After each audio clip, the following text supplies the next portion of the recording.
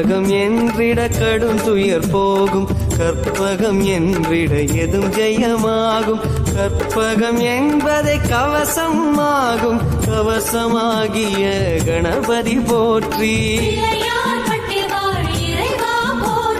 காலம் மூன்றும் கணிப்பவன் நீயே, காப்பதும் கடமை கற்பக தருவே. தருவே உந்தன் திருவடி சரணம்.